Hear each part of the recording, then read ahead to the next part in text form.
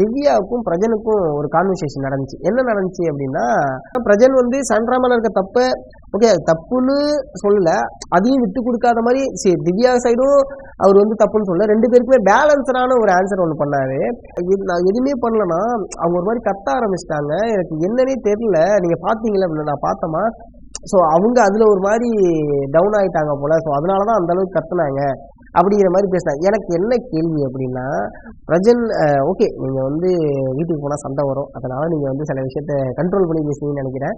But ஜென்யூனா யோசிச்சு பார்த்தா இங்க எதுவுமே நடக்கலையே, அன்வான்டான ஒரு விஷயத்த கொடுத்த மாதிரி இருந்துச்சு அப்படிங்கிற மக்களுடைய ஒரு விஷயம் இருக்குல்ல, அதை பேசணும். ஏன்னா நீங்க மக்களோட இன்னொரு விஷயத்த பத்தி பேசுனீங்க, அன்னைக்கு நடந்த போது சோசியல் மீடியாவே அவ்வளோ சப்போர்ட் பண்ணுச்சு, இவ்வளவு தூரம் இந்த விஷயத்த பத்தி பேசுனுச்சு அப்படின்னு சொல்லிட்டு இந்த சாண்ட்ராவோட இஷ்யூ பத்தி நீங்க பேசுனீங்க.